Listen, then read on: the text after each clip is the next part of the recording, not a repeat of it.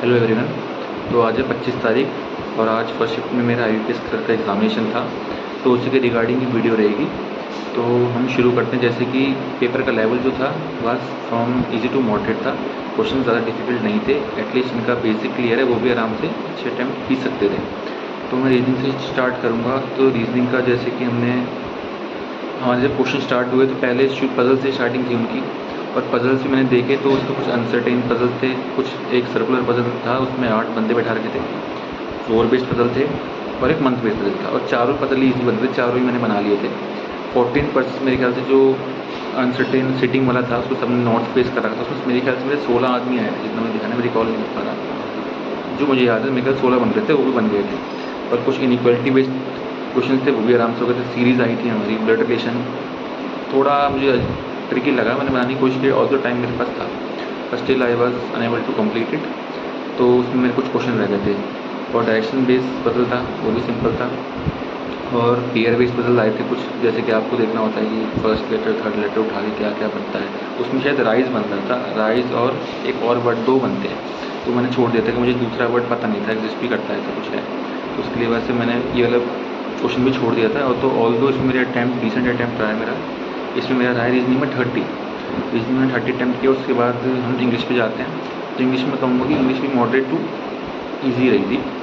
पर हाँ, उसमें जैसे कि आपकी कुछ जैसे एरर डिटेक्शन होता है ग्रामर का, ग्रामर तो बैंकिंग में हमेशा से अच्छी आई है, तो उसमें मुझे थोड़ी दिक्कत आई।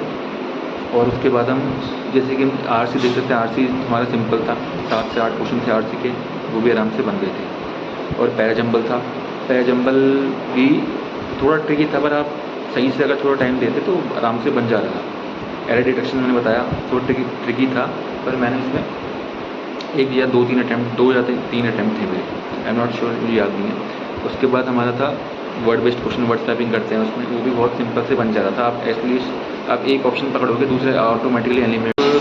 टोटल जो मैंने किए 29 अटैम्प्ट किए थे, उसमें 29 बने। और देखो एक्यूरेसी तो मुझे पता नहीं कैसी है, पर 1-2 में शायद तुक्का लगाया था मैंने, बाकी तो सब एक्यूरेसी में मेंटेन रखी थी, क्योंकि थोड़े ज़्यादा अटैम्प्ट करना चाहता था मैं, 1-2 में चलता है मेरे ख्याल से। तो उसमें 29 अटैम्प्ट हुए। और उसके बाद मैथ तो बोलूँगा वो तो बहुत ही ज़्यादा नॉर्मल लेवल की आई थी।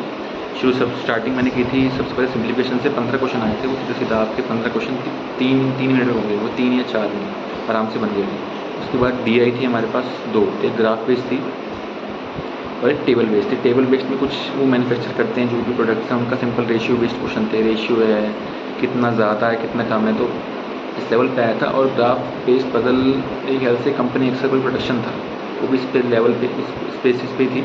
तो उसमें भी सिंपल क्वेश्चन से कुछ ज़्यादा नहीं था कि आप 50% इसकी वैल्यू कितनी होगी, या इस टाइम पे एक्स ने कितना प्रोड्यूस किया, उसमें एकदम 1 लाइनर थे, तो वो भी मैंने कर लिया था। अरिथमेटिक थोड़ी, मैं ये नहीं बोलूँगा मुश्किल थी, वह मॉडरेट लेवल की थी।